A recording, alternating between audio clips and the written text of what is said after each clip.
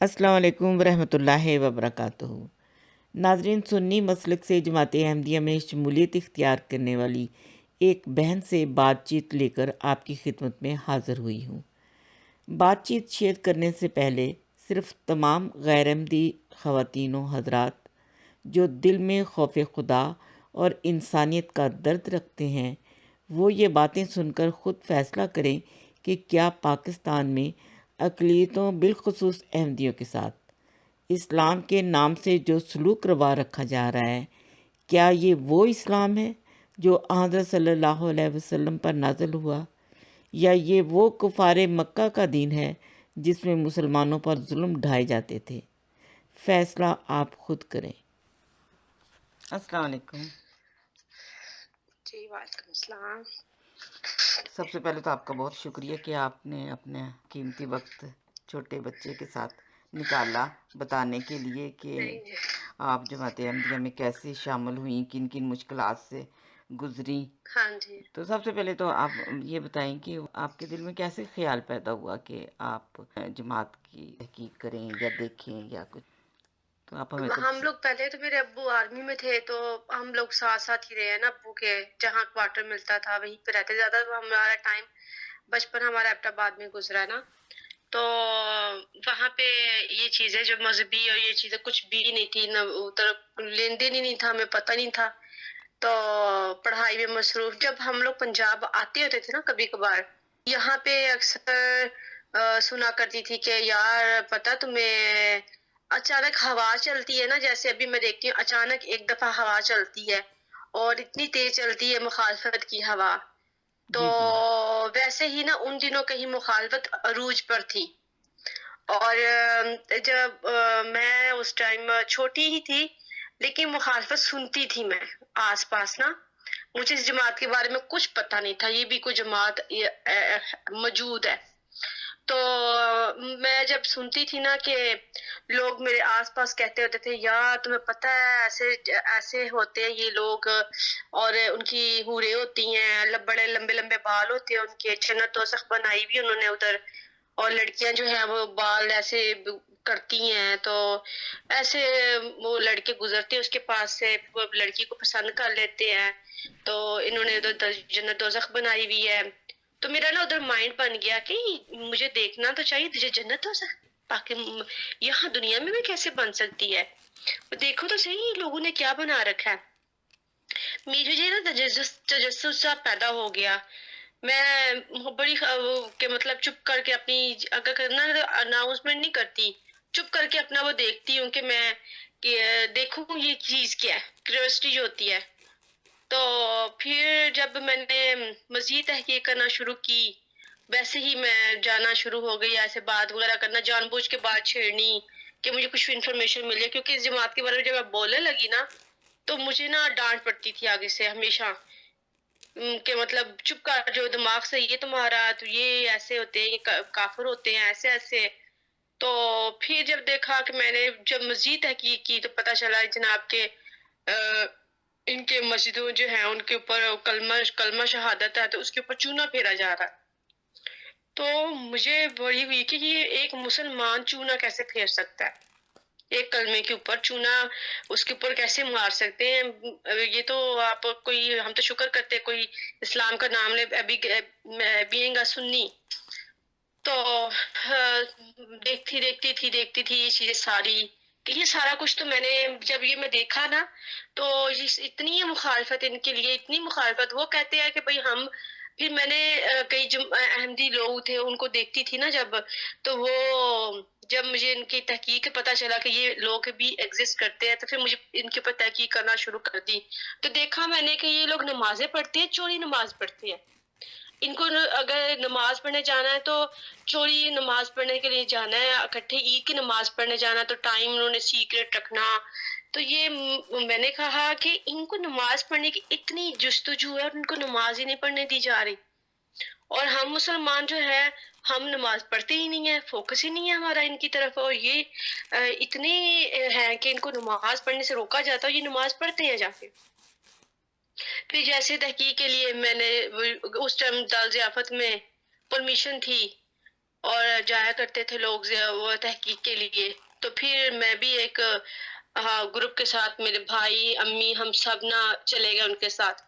وہاں گئے تو وہاں پہ جب میں نے دیکھا تو وہاں پہ لکھا ہوا تھا، ایک عبارت لکھی ہوئی تھی کہ تمہارے گھر کا سارا سامان غارت ہوتا ہے، ہو جائے، گھر بیڑا غرق ہو جائے تمہارے گھر کا، نماز نہیں چھوڑنی. تو پھر وہاں پہ میں نے ایک اور چیز دیکھی. مجھے تحقیق کرتے کرتے وہاں پہ دیکھتی، وہاں پہ رہا، ان لوگوں کو آبزرو کیا میں نے کہ بھائی یہ لوگ تو نماز بھی پڑھتے، تہجد کے لیے بھی ان لوگوں کو آ کے اذان دی جاتی ہے. وہ جاتے جاتے آدمی وہ دیا کرتا تھا اذان، اور وہ کہتا ہوتا تھا کہ بھائی اٹھو تہجد کے لیے اٹھ جاؤ، مسلمانوں اٹھو تہجد نماز پڑھ لو. تو میں حیران تھی کہ تہجد گزار ہیں یہ لوگ، نمازیں تو ہم نماز ہی نہیں پوری پڑھتے، تہجد تو بڑی دور کی بات ہے. اچھا، یہ دارالضیافت میں آپ نے یہ دیکھا سارا نا؟ یہ دار ضیافت میں نے جا کے چیزیں یہ دیکھی. آپ کے بھائی ہاں امی جی، اور آپ تحقیق میں مطلب لگ گئے ہیں نا؟ ہاں تو بالکل ایسے ہی ہے. آپ کتنی، آپ کی عمر اس وقت کتنی ہوگی؟ میں ینگ ہی ہوں گے؟ میں اس ٹائم 9th کلاس کی اسٹوڈنٹ تھی. اچھا، ماشاء اللہ، اسی ہاں عمر میں ہی آپ کو مطلب وہ ہاں تجسس ہو جی، گیا. میں 9th کلاس کی اسٹوڈنٹ تھی. مجھے شروع سے ہی نا ایک چیز کا، پہلے تو شروع سے ہی جیسے میں چھوٹی تھی تو بنو میں پوسٹنگ ہوئی نا، تو چھوٹے چھوٹے بال کٹے ہوئے، میرے 4-5 کلاس میں تھی. تو وہاں کی آپ کو پتا وہاں پہ بنو میں ہماری جب پوسٹنگ ہوئی نا، تو وہ لوگ کہتے تھے کہ اسکارف پہن کے آیا کرو. تو میں گھر میں آگے کہتی تھی امی مجھے اسکارف بنا کر، امی مجھے آگے سے کہتی تھی دماغ خراب ہے، چھوٹی سی ہو تم، تو تمہیں اسکارف چاہیے ابھی سے. تو جاؤ ایسے کیا ہو گیا. میں نے امی کو زور ڈالا کہ اسکارف بنوایا ان سے، اور چھوٹی سی تھی.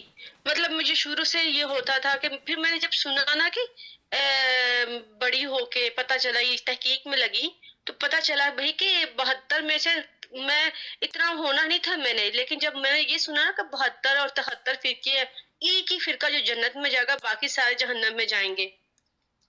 تو اس چیز نے میری شدت پیاس جو ہوتی ہے اس کو بڑھاتا گیا.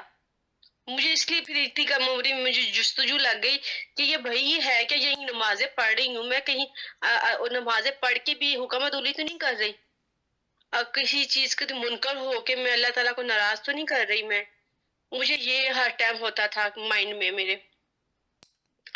تو ٹھیک. یہ چیزیں جو تھی انہوں نے مجھے بہت زیادہ کیا کہ نکلو اب تمہیں تحقیق کرنی ہی کرنی ہے. پھر میں نے مزید تحقیق کی. خاص طور پر آپ کو اس حدیث نے افیکٹ کیا کہ آخر 73 فرقے کون سے ہیں، اور جو سچا ہے وہ کون سا ایک جی ہے نا؟ ہاں جی. ٹھیک.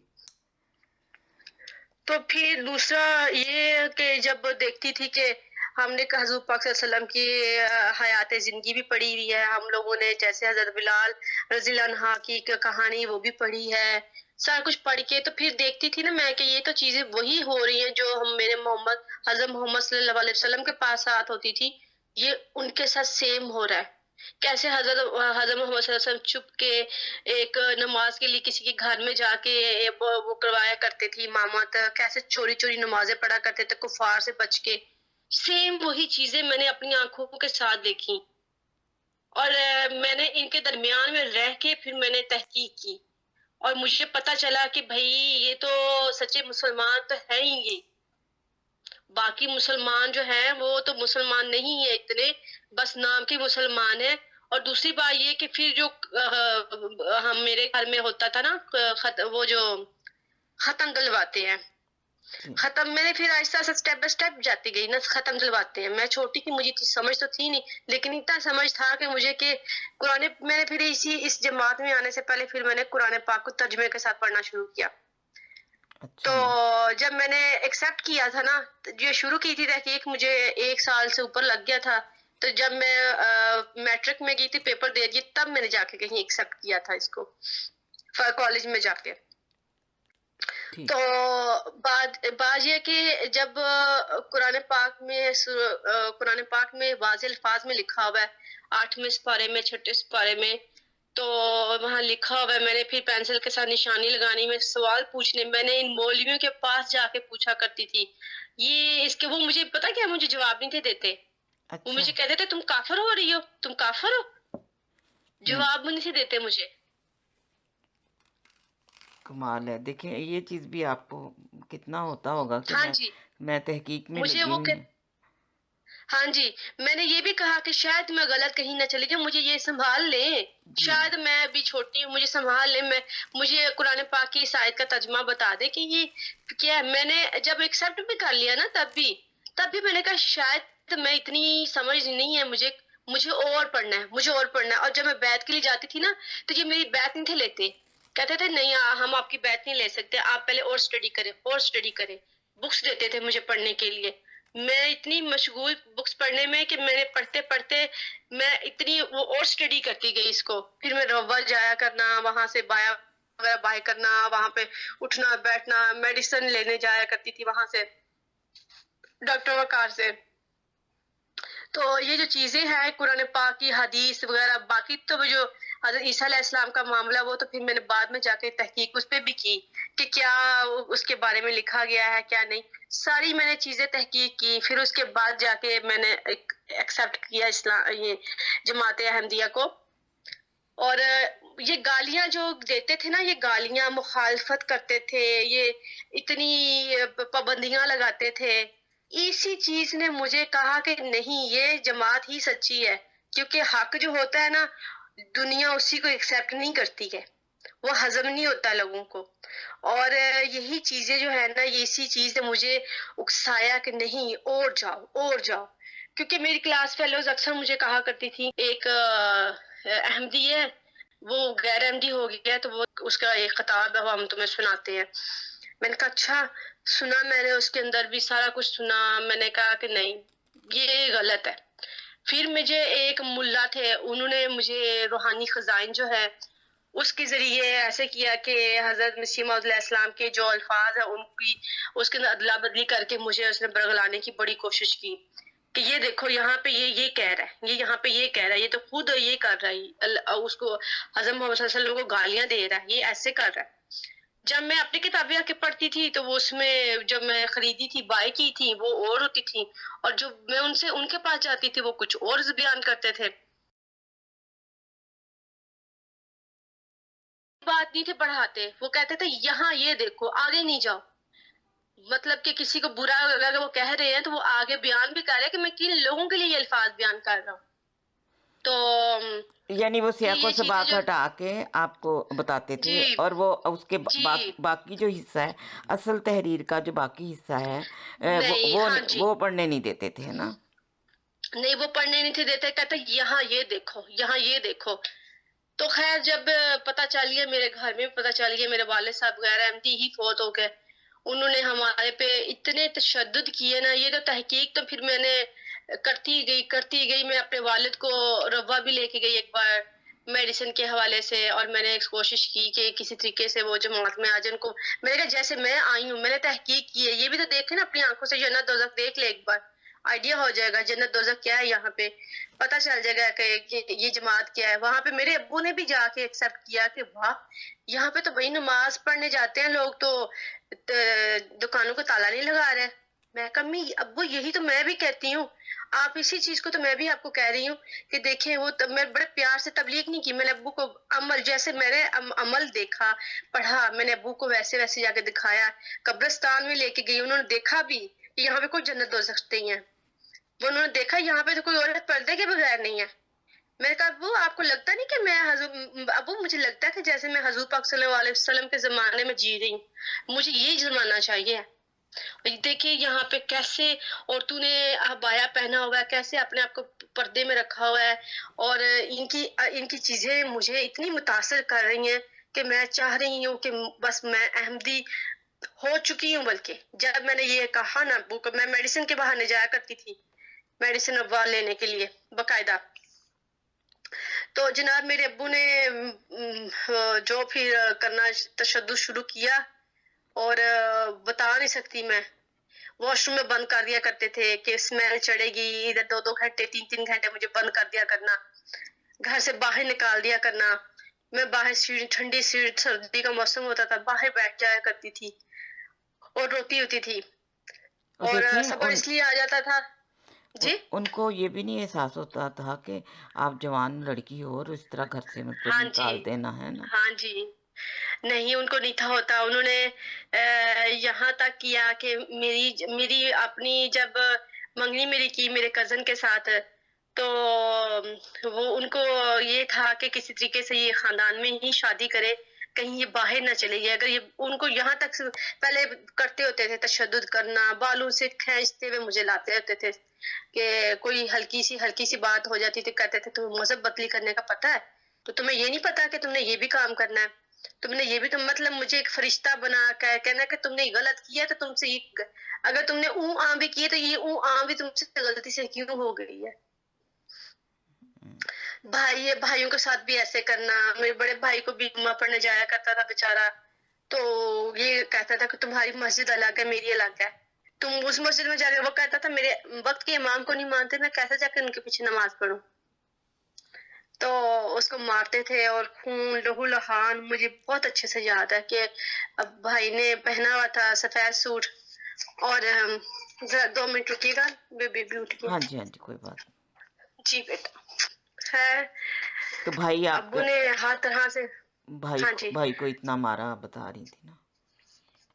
ہاں جی، بھائی میرا آیا جمعہ پڑھ کے، تو اس کو نا وہ بےچارا سائیکل پہ چلایا جاتا تھا جمعہ پڑھنے نا، تو جو نماز سے باقاعدہ ادھر نہیں تھا جاتا لیکن گھر میں پڑھ لیا کرتا تھا نماز چوری ابو سے کہ ابو دیکھ نہ لے، کیونکہ ابو جانے نہیں تھے دیتے، کہتے تھے نماز پڑھنی ہے تو مسجد جا کے پڑھنی ہے اور پڑھنی بھی میرے ساتھ جا کے ہے. ابو پہلے نماز نہیں تھے پڑھتے ہوتے، لیکن بھائی کو جب دیکھا نا یہ نمازیں پڑھنا شروع ہو گیا ہے تو ابو کو مجبوراً کہتے ہوتے تھے کہ میرے ساتھ چلو نماز پڑھنے. تو اب بھائی کہتا تھا کہ ایک وقت کے امام کے پھر میں ابو میں گھر میں نماز پڑھ لیتا ہوں، وہ میرے وقت کے امام کو نہیں مانتے، میں نماز ان کے پیچھے نہیں پڑھ سکتا. لیکن میرے ابو کے ڈانٹ کے بعد میرا بھائی چلا جایا کرتا تھا نماز پڑھنے کے لیے، لیکن کیا کرتا تھا کہ وہاں پہ سنتے ادا کر کے فرض گھر میں آ کے پڑھتا تھا، الگ سے سنتے ادا کر کے فرض گھر میں آ کے پڑھتا تھا. اس طرح وہ اپنا آپ چھڑاتا تھا. لیکن جو جمعے کی نماز ہے وہ بیچارہ پڑھنے کے لیے بڑے خواہش کے ساتھ جایا کرتا تھا کڑک ہاؤس، تو میرے ابو نے پکڑ لینا اس کو اور پائپوں کے ساتھ مارنا، اور اتنا مارا کہ ایک سر پہ اینٹ ماری اور میرے بھائی کا خون جو ہے وہ سفید کپڑے پہنے تھے اور سارا خون و لہو لہان کر دیا میرے بھائی کو. تو میرا بھائی اس ٹائم باغی تو نہیں ہوا لیکن وہ پھر اپنے نانکے فی الحال چلا گیا کہ جو حالات بنے ہوئے گھر میں کسی طریقے سے صحیح اور سنبھل جائیں. لیکن میرے ابو جو ہے وہ ہم پہ ایسے ہی کیا کرتے تھے، میں اور میرا بھائی جو ہے تو مین ٹارگٹ ہوتے تھے. تو ہم دونوں کو ہی اب تھپڑ مارنا. ایک دفعہ میں اجلاس میں گئی ہوئی تھی تو ساتھ سے ہی 1 منٹ بیبی پھر اٹھ گیا، سوری. نہیں کوئی بات نہیں، کوئی بات نہیں. تو میں بتا رہی تھی کہ میں اجلاس پہ گئی ہوئی تھی، تو اجلاس پہ میں نا یہی ابو ڈیوٹی پہ گئے ہوئے تھے، تو میری امی بھی جاب کرتی ہیں، تو میں نے کہا کہ چلے میں نا اپنی جماعتی آنٹی تھی تو وہ مجھے ساتھ لے گئی، ان کو کہا ہوا تھا کہ مجھے ساتھ لے جائے گا. تو میں اجلاس پہ گئی تو وہاں پہ وہاں پہ جا کے ہم جب اجلاس ابھی ختم ہوا ہی ہے تو میرے ابو کی نا کال آئی ہے، تو کہتے ہیں کہ کدھر ہو تم؟ تو مجھ سے نا جھوٹ نہیں بولا گیا، میں نے صرف یہ تو کہا کہ ابو میں ادھر ہی ہوں. تو کہتا ادھر کدھر ہو، تم گھر پہ تو نہیں ہو؟ تو میں نے کہا امی ابو جی میں نا بس ابھی آئی، میں نے نہیں کہا میں اجلاس پہ آئی، میں کہا بس میں ابو ادھر ابھی آئی. تو مجھے کہتے سچ بتاؤ کدھر تھی؟ میں نے کہا ابو میں اجلاس پہ گئی تھی. ابو وہاں پہ اتنی اچھی اچھی باتیں کر رہے تھے. میرے ابو نے پکڑ کے مجھے اتنا مارا کہ یقین کرے میرے جو کان ہے وہ سن ہو گئے، میرے منہ سے خون نکلنے لگ گیا. اور میرے ابو نے کہا کہ آج کے بعد اگر تم گئی ایسی جگہوں پہ تو میں دیکھنا تمہارا میں حال اور کیا کرتا ہوں. اور اس دن پھر مجھے مار کے واش روم میں پھر بند کر دیا، اور میں اتنے گھنٹے واش روم میں بند رہی. مجھے یہ تھا کہ میں آگے سے یہ کہہ رہی تھی کہ کوئی نہیں واش روم کا دروازہ کھولیں گے ہی نا. دوسرا 2 تھے تو میں نے کہا کہ یہاں میں پھر یہ خیال کرتی تھی کہ دوسرا واش روم بھی یوز کر لیں گے، مجھے کھولیں گے ہی نہیں. امی بھی گھر پہ نہیں تھی جو چھڑا لیتی مجھے. تو میں یہی ڈر رہی تھی کہ امی جب آئیں گی تو مجھے یہ تھا کہ امی آ کے چھڑائیں گی بھی تو امی ابو کی لڑائی ہو جائے گی، پھر ظاہر ہے وہ مجھے چھڑائیں گی تو ابو پھر ان کے ساتھ فائٹ کریں گے. جی تو جب امی آئی تو امی نے آ کے مجھ سے پوچھا کہ کیا ہوا ہے، منہ سے خون کی، میں امی میں گر گئی تھی. مجھے پتا تھا کہ میں نے اگر بتا دیتی نا امی کو تو امی نے، ظاہر ماں بچے کا غم نہیں دیکھ سکتی ہے، جی جی بالکل. تو وہ اس کو بھی ماریں گے. تو پھر میں نے امی کو نہیں بتایا، لیکن میرے ابو نے کہا کہ یہ تم کافر ہو گئی ہے، یہ کافروں کے ساتھ ایسے ہی سلوک ہوتا ہے، یہ کافروں کے ساتھ نا، یہ کافر ہے، یہ کافروں کے ساتھ ایسے ہی منکر ہے، اس کے ساتھ ایسے ہی سلوک ہوگا، اور دیکھنا میں تمہارے ساتھ آگے کرتا کیا جاتا ہوں، تم دیکھتی جاؤ. تو پھر انہوں نے وہ پوری کی چیزیں ساری کہ اتنا امی پھر مجبور، ایک عورت ہوتی ہے نا، وہ اپنے بچہ جو کچھ بھی کر لے، وہ طلاق اور یہ ہوتے ہیں علیحدگی والا کام، یہ بہت مشکل ہوتا ہے. جی جی جی تو ایک لیول اتنا برا آ گیا کہ میرے امی بھی ابو کے ساتھ ہی، مطلب ابو نے امی کو اس طرح کنونس کر لیا کہ غلطیاں ڈھونڈتے تھے میرے کام میں، کہ کسی طریقے سے اس کو نا، یہ عورت تو نہیں چینج ہوگی، اس کو تو میں اپنی طرف کر لوں گا، یہ جائے گی کہاں پہ. جی جی مرد کو تکلیف زیادہ ہوتی ہے بچوں کی. تو میری امی کو فورس کیا کرتے تھے کہ اس کی نا، میرے کزن ہے، شیعہ ہے، وہ ادھر شادی کرنی ہے اس کی. تو میرے پہ پریشرائز کیا، مجھے کمرے میں بند کر دیا، کھانا پینا میرا بند، جیسے جیل قیدی نہیں ہوتا. ٹھیک. اچھا تو آپ کے ویسے سوری آپ کی بات کاٹ رہی ہوں تاکہ کلیئر ہو جائے یہ بات. آپ کے والد صاحب شیعہ تھے؟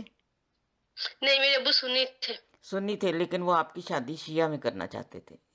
ہاں، میری پھر خالہ شیعہ تھی نا، تو میری خالہ شیعہ تھی، وہ چاہتے تھے کہ میں احمدی نہ ہوں، احمدی نہ میں ہوں. کسی ہاں اور جی مذہب، ہاں، جی میں کسی اور بے شک شیعہ منسلک میں چلے جاؤں، بے شک جہاں مرضی چلی جاؤ، لیکن احمدی نہیں ہونا چاہیے مجھے. احمدی خاندان میں نہ شادی ہونی چاہیے میری، تو نہ مجھے احمدی ہونا چاہیے، جی ٹھیک. کیونکہ میں کافر ہو چکی تھی. اور وہ مجھے میری کسی طریقے سے شادی کر کے، انہیں پتا شادی ہوگی تو یہ مجبور ہو جائے گی، اس کو رہنا بھی اس مرد کے پاس چل پڑے گا، تو ظاہر ہے مذہب بھی ان کا اختیار کرے گی. جی جی تو انہوں نے پھر مجھے بہت زیادہ مینٹلی ٹارچر کرنا. میری پڑھائی تو خیر، انہوں نے کتابیں چھپا دیا کرنی، مجھے اسکول نہ جانے، کالج نہ جانے دینا مجھے، اور اس طرح کے بے سر کام کرنے، اور کہ یہ کسی طریقے سے باز آ جائے گی. تو خیر میں نے پھر چوری چوری جماعت کے ساتھ تعلق تو خیر نہیں چھوڑا تھا، جایا کرنا. ایم ٹی اے سن نہیں تھی سکتی میں، کیونکہ ڈش تو لگائی لیکن انہوں نے توڑ دی تھی، وہ ڈش ہی توڑ دی تھی، اور ایم ٹی اے نہیں تھی دیکھ سکتی. تو کسی کے گھر جا کے دیکھ لیا کرتی تھی، خطبہ وغیرہ سننا ہو تو کسی کے گھر جو جماعتی بندے تھے، کسی رابطہ ہو گیا تھا سب سے، تو چلے جایا کرتے تھے، ادھر جا کے سنا کرتے تھے. تو ایون میرے ابو نے ایک بار میری امی کو بھی پکڑ لیا، مجھے بھی پکڑ لیا، کہتے یہ تم تو یہ جو ہو گئی نا کافر، یہ سارے میرے لیے مر گئے ہو تم لوگ، اب میں تمہارا دیکھتا کرتا کیا ہوں. میں میری امی کو، میرے بھائیوں کو تو نکال دیا کرتے تھے مار کے، میرے بڑے بھائی کو تو مار کے اکثر بیچارہ گھر سے باہر نکال رہا کرتا تھا اکثر.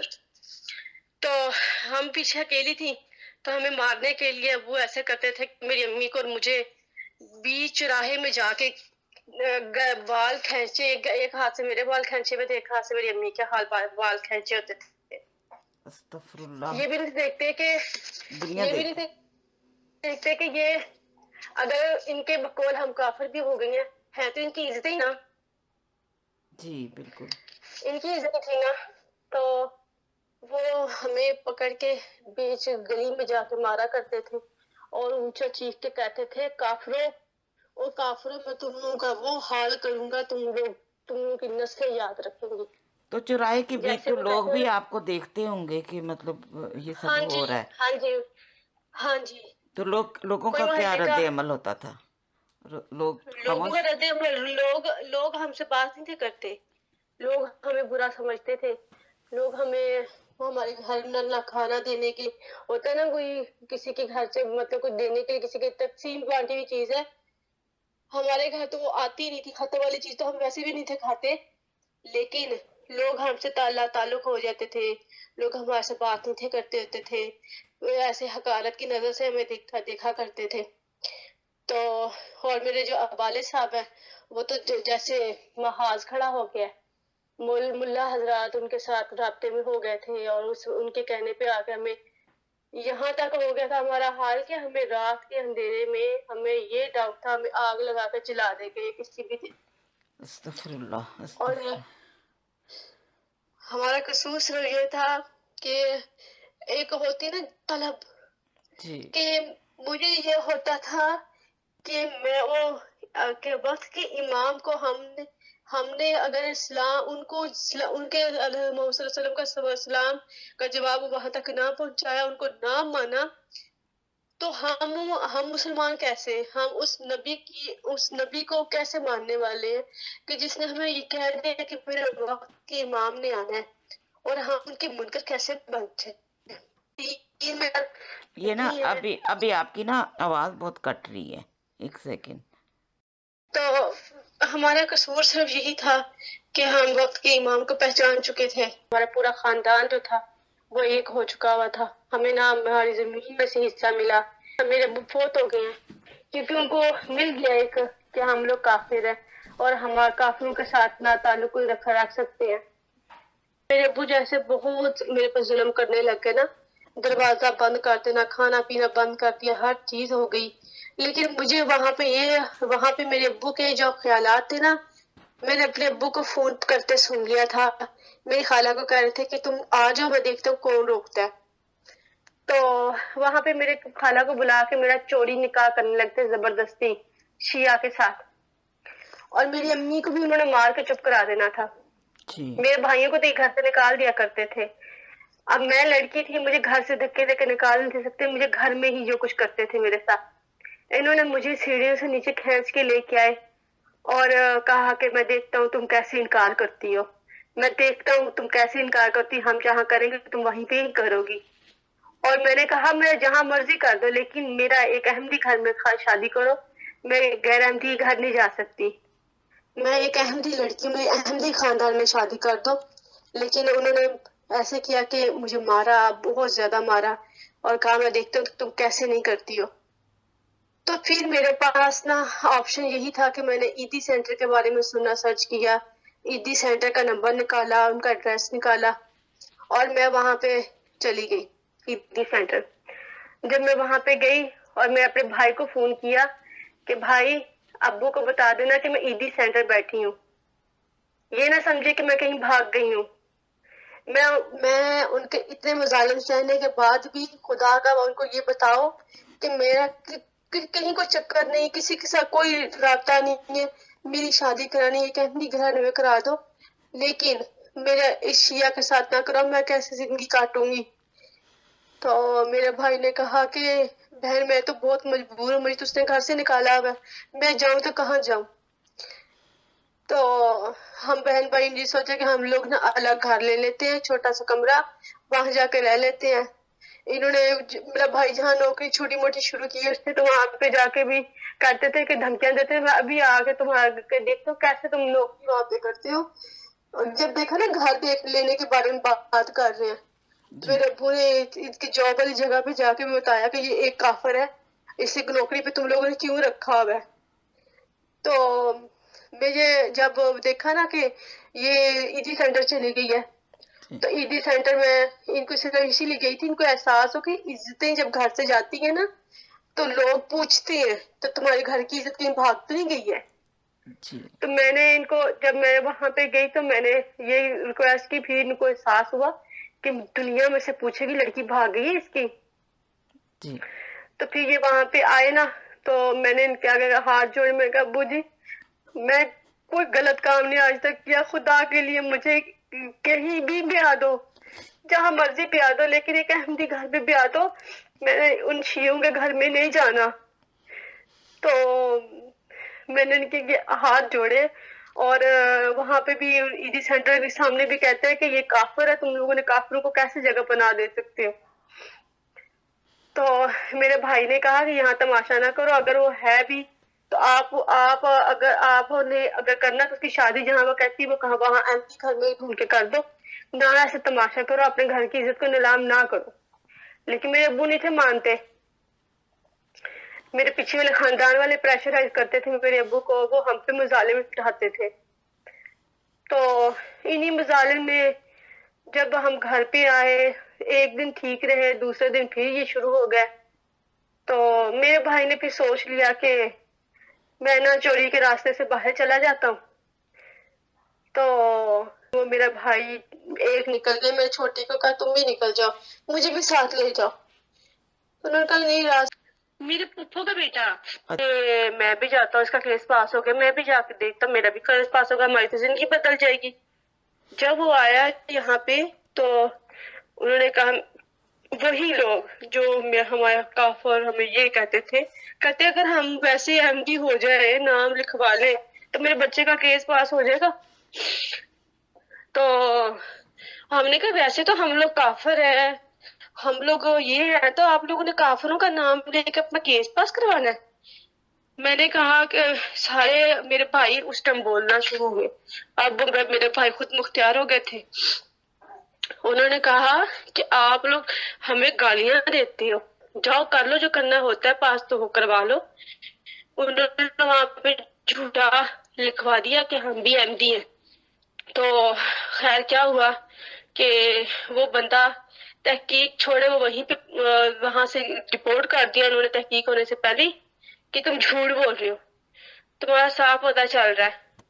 میرے بھائی نے تو جماعت کا سہارا ہی نہیں لیا، جماعت کو صرف یہ بتایا کہ میں یہ ایم پی تھا اور میرے والد نے مار مار کے میرے ساتھ یہ حالت کی تھی، اور اس کے تو پروف گئے تھے یہاں سے، اس کے پاس تو پروف ہی کوئی نہیں تھا. تو پھر اس کے بعد وہ بندہ ڈپورٹ ہو کے پاکستان واپس آیا اور یہاں آ کے وہ پاگل ہو گیا، اور ابھی بھی وہ پاگل ہے، اس کا دماغ ذہنی توازن ہی خراب ہو گیا. یعنی وہ اتنا پیسہ لگا کے گیا ہوگا، اس کے دماغ پہ اثر ہوا ہاں ہوگا، جی، یا اللہ اتنا جانے کیا کیا اثر ہوا اور کیا نہیں ہوا. پھپھو کا بیٹا. اور جب ظاہر ہے میرے والد اتنا تشدد کرتے تھے ہم پہ، اور اتنا وہ ہمارے جماعت کے لیے تھا، تو وہ کہ سمجھتے تھے کہ ہم ان کا رشتہ لیں گے نا تو ہم ثواب کا کام کریں گے. تو وہ ہمارا یہ حالت کر دی ہوئی تھی کہ ہماری کہیں بھی کوئی سنوائی نہیں تھی، کوئی سنتا نہیں تھا ہماری روداد. ہمیں ہر کوئی یہ سمجھتا تھا کہ بس ان کو ویسے اٹھا لیا جائے، ہم لوگ مار دیں گے، قتل کر دیں گے تو ثواب حاصل کر لیں گے.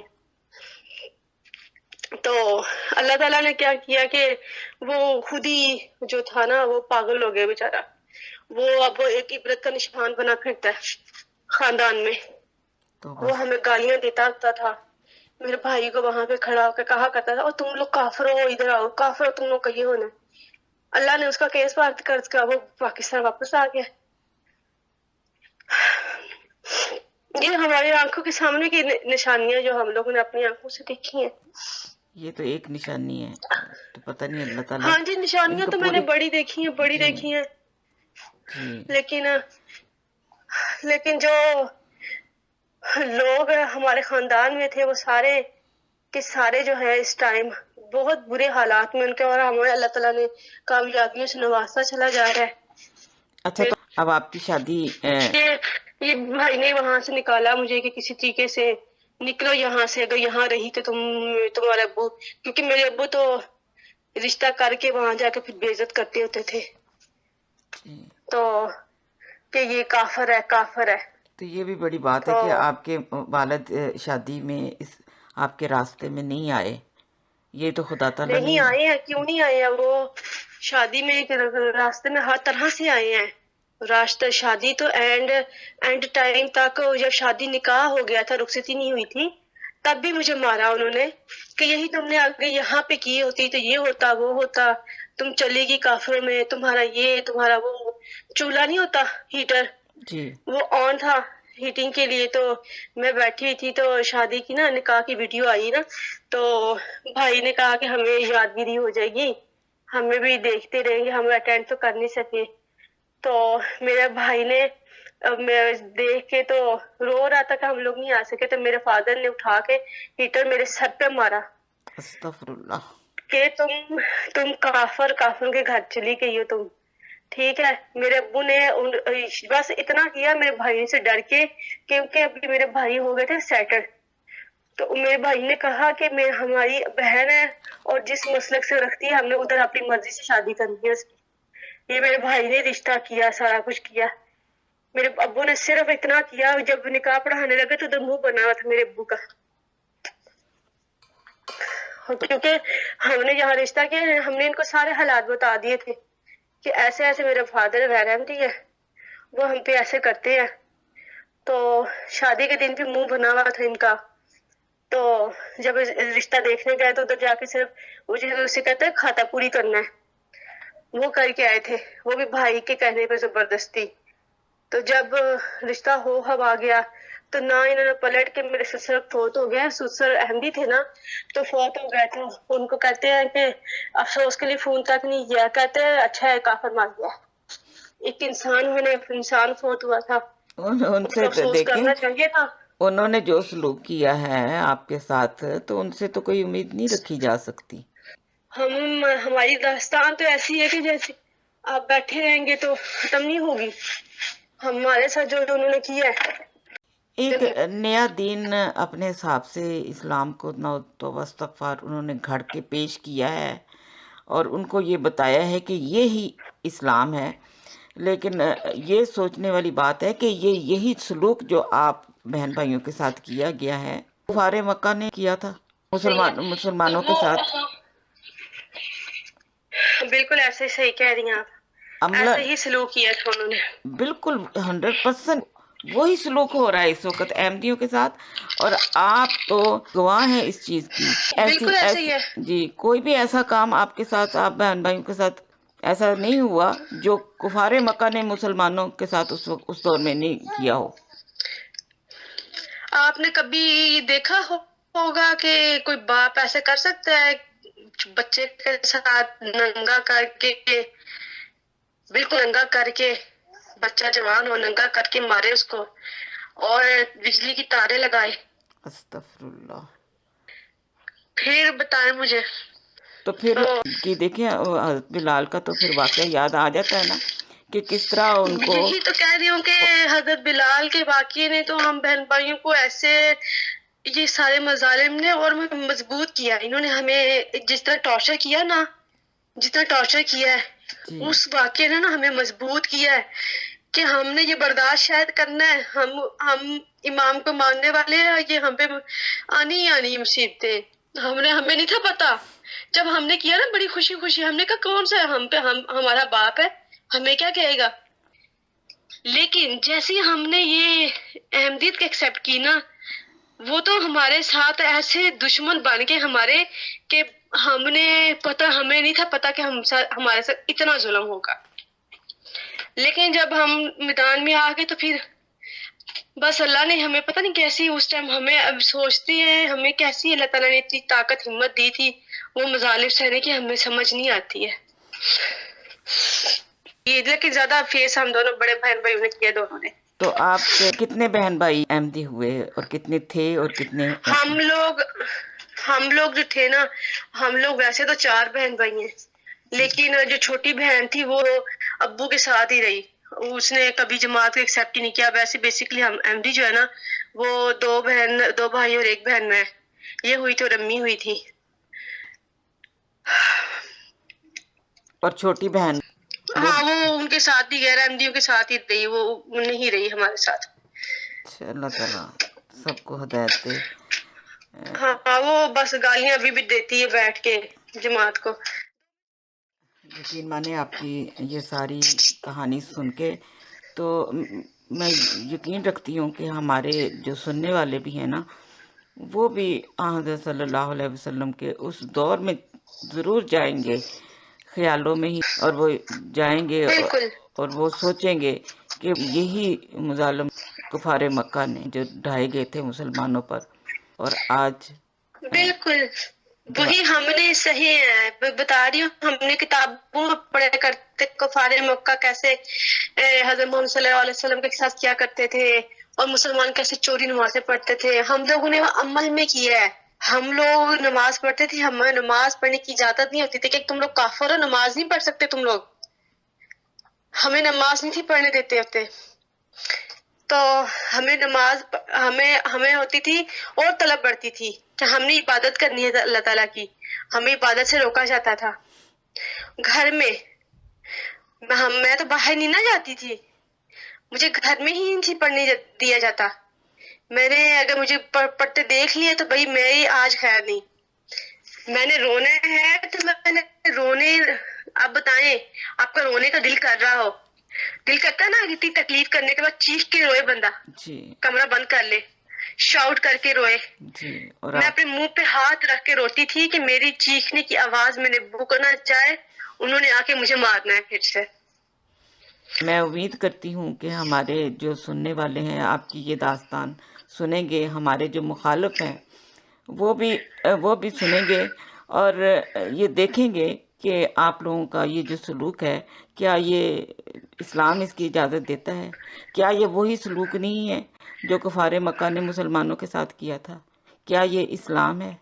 پلیز میری خواہش ہے کہ آپ ضرور اس پر غور کریں. میں اپنے سامعین سے درخواست کرتی ہوں کہ آپ یہ ویڈیو ضرور دیکھیں اور ضرور اس پر ذرا غور کریں. جی. بس اللہ ان کو ہدایت دے، وہ دعا ہی کر سکتے ہیں، کیونکہ وہ آج کل کے یہ نمرود بنے ہوئے، آج کل کے خود ہی خدا بنے ہوئے ہیں. ان کے پاس یہ اللہ تعالیٰ نے جیسے اختیار دے دیا کہ آپ لوگ فیصلہ کرنے والے ہیں کہ بھئی کون مسلمان ہے تو کون نہیں ہے. پہلے یہ خود کو تو دیکھ لے، یہ مسلمان ہے ویسے. میں نے تو ان کو نمازیں پڑھتے نہیں دیکھا، بینگ اے سنی میں نے کسی کو میں نے یہ نمازیں پڑھتے نہیں دیکھا. میں نے ان کو 6 کلمے ان کو نہیں آتے، قرآن پاک تو دور کی بات ہے. تو 6 کلمہ بھی بڑی دور کی بات ہے. میرا تو ان سے جی واسطہ پڑا رہتا ہے مخالفین سے، تو ان کو کلمہ بھی نہیں آتا. کلمہ بھی نہیں آتا. جی. تو یہ میں نے چوری میں نے اپنے والد صاحب سے تعلیم حاصل کی ہے. میں نے گریجویشن جو ہے وہ میں نے جاب سٹارٹ کر دی تھی اور جاب کر کے اپنی فیسیں پے کرتی تھی. پھر میں نے لاء میں LLB سٹارٹ کی. میں نے لاء کرنا سٹارٹ کیا تو میں نے فیس میں نے اپنے فادر کے سامنے پے کی تاکہ دیکھ لے اتنی فیس میں کر رہی. میں نے اپنے فادر کو ایگری کیا، پلیز پہلے میں نے یہی کہا کہ مجھے پلیز آپ سے ریکویسٹ ہے مجھے کہ کرنے دیں. انہوں نے مجھے نہیں کرنے دیا اور پھر میں نے اپنا جو فیس ہے وہ پے کر کے اپنی لاء میں ایڈمیشن لیا. اور خیر آہستہ آہستہ میرے فادر کو یہ ریلائز ہونا شروع ہوا. ظلم تو انہوں نے بہت کیے لیکن تھوڑا سا نرمی پیدا ہو گئی ہمارے پہ. اتنا ظلم کرنے کے باوجود ہلکی سی نرمی ان کے اندر اتنی آئی کہ یہ ماننے لگ گئے تھے. آخر میں جب آخری وقت ان کا آ گیا تھا تو اس ٹائم یہ کہتے تھے کہ نہیں اتنے برے تو نہیں ہیں یہ لوگ، میں نے اپنے بچوں کو دیکھا ہے. تو میں ان کو کہا کرتی تھی یہ آپ کے بچے جو ہے نا اس جماعت کی وجہ سے جتنا آپ نے ہمیں مارا ہے یہ کچھ کیا ہے نا، کوئی اور ہوتے نا تو آگے سے ہاتھ اٹھا کے آپ کا ہاتھ ضرور روکتے کہ ہمیں نہ مارو، ہمارے ساتھ یہ نہ کرو. میں نے کہا یہ جماعت نہیں کہ صبر دے دیا ہمیں، ہم آپ کو کچھ نہیں کہتے. تو یہ آخر میں ان کو ہماری اتنا کرنے کے بعد تھوڑا سا ریئلائز ضرور ہو گیا تھا کہ ان کے ساتھ اتنا کرنے کے باوجود یہ بچے نہیں ہٹے تو کچھ تو ہے. وقت کے امام کو نہیں انہوں نے مانا تھا پھر بھی، لیکن اتنا پتہ چل گیا تھا یہ جماعت جو ہے یہ خراب جماعت نہیں ہے. یہ جماعت کیونکہ خطبات جو ہے نا پھر ہم لوگ اونچی آواز میں کبھی کبھار گھر میں لگایا کرتے تھے نا تو یا کہ TV بند کر دیا کرتے تھے ہمارا. آپ کے والد صاحب کی وفات آپ کے وہاں ہوتے ہوئے ہوئی یا بعد میں ہوئی؟ نہیں میں یہاں لندن آ چکی ہوئی تھی، میں پریگننٹ تھی، 3 مہینے کی پریگنینسی تھی جب میرے فادر کی ڈیتھ ہوئی ہے. اور آپ کی والدہ کہاں اس وقت؟ وہ پاکستان میں ہے، وہ بھی اس ٹائم فیس کر رہی ہیں کرائسس فیس کر رہی ہیں. پتہ چل رہا ان کو کہ احمدی ہیں، وہ ابو نے بتا دیا تھا تو وہ تنگ کر رہے میری والدہ کو وہاں پہ. جاب والے بھی تنگ کرتے ہیں. بڑی ہمت ہے کہ آپ نے خود کما کر خود پڑھائی کی ہے آپ نے لا کیا آپ نے، پھر کمپلیٹ کیا لا آپ نے؟ میں نے نہیں، لا جو تھا وہ کمپلیٹ نہیں ہو سکا میرا، 3 سیمیسٹر میں نے پڑھ لیے تھے، شادی انہوں نے جلدی میں کر دی تھی تو پھر نہیں کر پائی۔ چلے اب آپ کے جو بچہ ہے، بچے ہوں گے تھوڑے سے اپنے آپ میں اسکول جانا شروع ہو جائیں گے نا، آپ ضرور اپنی تعلیم کو جاری رکھیں۔ آپ کو نہیں، کوشش میری اب ہے کہ میں کر لوں، میرا بیبی تھوڑا ہوتا ہے نا تو پھر میں کروں گی کچھ نہ کچھ، مجھے ادھورا سا لگتا ہے کہ میں تعلیم یافتہ ہوں تو اپنے بچے کو بھی اچھی زندگی دے سکتی ہوں۔ جی جی جی جی نہیں، میں کروں گی انشاءاللہ۔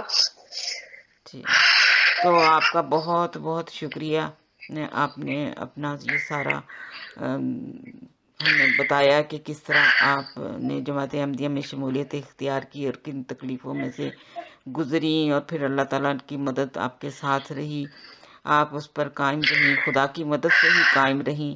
اللہ تعالیٰ آپ کا ہمیشہ، بالکل، آپ کا اور باقی سب جو بہن بھائی ہیں، اللہ تعالیٰ ان کا ہمیشہ حامی و ناصر رہو، آپ کی والدہ کا بھی آمین اللہ تعالیٰ ان کے لیے بھی آسانیاں آمین پیدا آمین فرمائے۔ آمین۔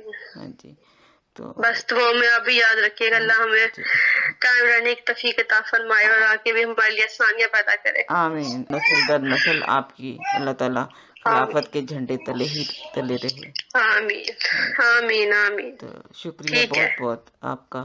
اچھا کوئی جی، بات نہیں، اجازت اوکے جی، جی، السلام اوکے، علیکم، اللہ حافظ، اللہ حافظ، اللہ حافظ۔ اللہ حافظ، السلام علیکم ورحمۃ اللہ وبرکاتہ۔